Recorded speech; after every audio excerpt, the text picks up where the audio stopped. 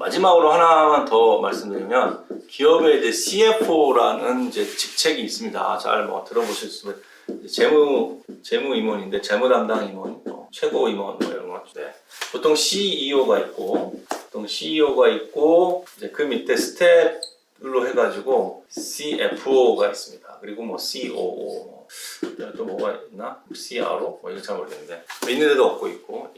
주로 이제 두 포지션이 이제 대부분 있죠. 이렇게 CEO를 중심으로 이제 CEO와 COO 이쪽은 보통 이제 마케팅 쪽, 이쪽은 재무 쪽 맡고있는데 이 CFO의 가장 중요한 역할은 바로 제일 넘버원입니다. 넘버원이 현금 흐름 관리다. 네. 현금 흐름 관리다. 이거를 이해를 하셔야 돼요. 두 번째가 이제 뭐 회계의 적정성과 뭐 이런 거, 회계를 얼마 적정하게 하느냐 뭐 이런 것도 중요하고요. 이 왜냐하면 현금 흐름은 이제 부도와 관련된 생존의 문제이기 때문에 이게 문제고, 회계는 이거는 이제 대부분 이제 주가, 주주가치 이런 것까지 바로 연결돼 있고 법적인 이제 또 문제가 생길 수 있으니까 이거는 이제 그렇게 현금 흐름 관리를 일단 기본적으로 가장 중요한 걸로 칩니다. 그래서 돈이 필요하면은 은행에서 돈을 대출을 해서 유동성 관리를 하겠죠. 첫째가 대출 관리죠. 필요할 때 돈을 쓸 수 있는, 갖다 쓸 수 있는 신용 관리를 하는 거죠. 그러니까 이거는 신용 등급 관리라고도 얘기할 수 있습니다. 대충 신용. 그러니까 내가 필요할 때 필요한 만큼 돈을 대출 받을 수 있는 그 등급을 이제 유지를 해주는, 그게 이제 핵심이라고 보고요. 저도 이제 이 업무를 했었습니다. 그래서 대출을 받을 때 문제가 없도록 신용 관리, 신용을 대출을 해주는 거. 그러니까 신용 등급 관리인데, 이 신용 등급 관리는 자본에 비해서 돈이 대출이 너무 크지 않게. 그러니까 예를 들면 내가 어떤 CEO가 너무 투자를 막 하고 있어. 막 3조짜리 투자하고 싶어. 근데 자본은 뭐 5천억이야. 3조 못하죠. 왜냐하면 대출이 우리나라는 대체적으로 200%가 넘어가면 안 되거든요. 그러니까 5천억을 갖고 있으면 대부분 한 1조까지 대출이 아니고, 이거는 부채. 그러니까 부채는 아시다시피 여기에는 딴 것도 들어가잖아요. 대출뿐만 아니라 그쵸? 어음 관리하는 거. 네, 내가 물건을 외상으로 사온 거 있잖아요. 페이어블들. 채무. 채무. 매입 채무. 갑자기 기억이 안 나네. 매입 채무.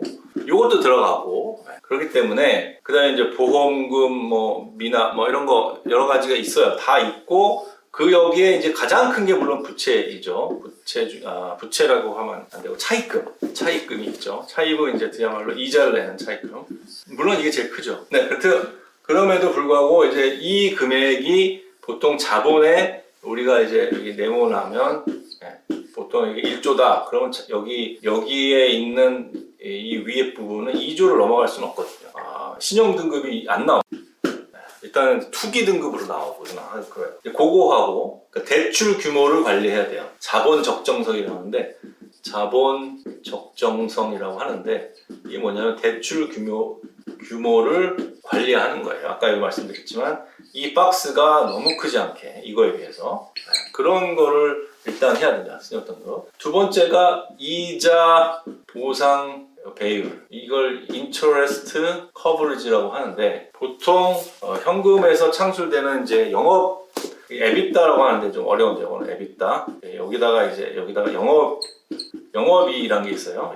영업이익 아시죠? 영업이익에다가 감가상각이라는 게 있는데, 이걸 더한 겁니다. EBITDA는. 그래서 이제 사실은 영업이익을 우리가 숫자로 회계에서는 500억을 벌었다고 하지만, 사실은 이 감가상각이라는 게 돈이 안 나간 거거든요. 그냥 회계상으로만 나간 거기 때문에 이거가 안 나간 것까지 계산해 준 거죠. 감가상각 다시 더해 주는 거. 감가상각의 100억이다. 원래 이 사람은 영업이익이 사실 600억인 거예요. 그러니까 이자를 갚을 수 있는 현금의 영업에서 들어오는 게 사실 600억인 거죠. 회계에는 500억만 찍었지만, 이제 이런 것도 이제 나중에 또 이해를 하셔야 됩니다. 이거 굉장히 중요한 거예요. 감가상각이 뭔지를 이해하는 거.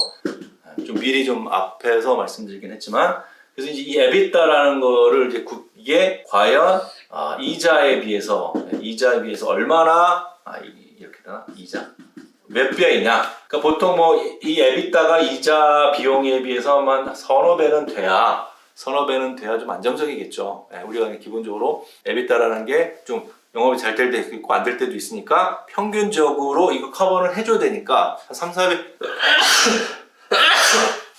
네, 3, 4배는 돼야 안정적이다 이렇게 얘기를 할 수가 있겠죠. 그래서 요게 이제 두 가지입니다. 그래서 현금 흐름에 비해서 이자가 너무 크지 않게, 그러니까 대출 규모가 같은 얘기긴 해요. 근데 이제 금리가 매일 바뀌니까 대출 규모가 좀 더 늘어갈 수가 있겠죠. 금리가 이제 낮은 상황에서는. 근데 이제 금리가 높은 그런 시장 환경에서는 금리가 높은 상황에 대출 규모를 줄여야 이자가 보장 비율이 적정하게 이제 또 유지가 되겠죠. 그래서 요거하고 그 다음에가 이제 중요한 게 운전 자본입니다. 운전 자본. 이게 이제 2번 적정성 2번. 이게 2번, 3번, 4번. 신용 등급 관리하고 자본 정성성, 이자 보장별. 그다음에 4번째가 운전 자본이라는 게 있어요. 2번 운전 자본. 뭐냐면은 이거는 운전 자본이라는 게 돈이 이제 현금 흐름이 이제 회계하고는 좀 다르게 왔다 갔다 하죠. 근데 하여튼 뭐 그다음에 매출 채권 관리, 매출 채권, 매입 채무. 이거를 다시 쓸게요. 매출 채권, 그다음에 매입 채무. 자, 알고 계시죠? 그죠? 자산이 있으면 여기에 이제 매출 채권, 여기 현금이 있고, 그다음에 매출 채권이 있죠. 물건을 팔았는데 돈 못 받은 거. 그다음에 재고가 있죠.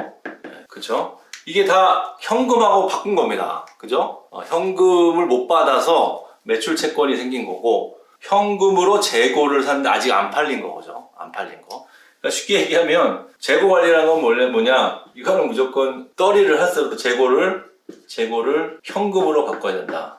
현금으로 최대한 바꿔나간다. 아니면 재고를 줄이나가나. 그러니까 매년 재고를 어느 정도 쌓아서 가잖아요. 그러면 근데 예를 들어서 1조 어치의 재고를 매년 쌓아서 이렇게 왜냐하면 매년 이제 1조 이상 팔리니까, 그러니까 이게 평균적으로 재고를 한 1조 정도 유지를 해줘야 물건에 오러가 왔을 때 빨리빨리 나가잖아요. 그죠? 근데 이 현금 흐름에 문제가 생기면 뭐부터 줄여야 되냐면 이 재고부터 줄여나가야 되니까 재고를 많이 만들지 말아야 돼요. 그러니까 1조의 평균을 유지했다면 9천억으로 줄여놔야 돼요. 그렇게 해야지 현금이 이자를 갚을 정도의 현금 흐름으로 유지를 할 수 있어요. 또는 매출 채권. 이때까지는 예를 들면 한 달 또는 3개월어치의 3개월의 어떤 어음을 받아서 물건을 줬다 이거죠. 3개월 후에 받을 거라고 생각하고 받아줬어. 근데 이 현금 흐름 스퀴즈가 생기면 그러면 안 되는 거예요. 그러면은 3개월 안에 1개월로 줄인다든가, 매출 채권 나가 있는 거 중에서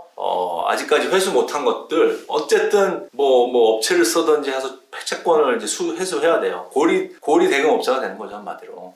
이 채권을 관리를 해줘야 돼요. CFO가 그러니까 CFO가 가서 돈을 대신 받아오지는 않지만, 무슨 말이냐면 지금 매출 채권이 너무 많아졌기 때문에 관리를 해야 됩니다 라고 CEO한테 보고를 하고, CFO는 역할이 그거예요.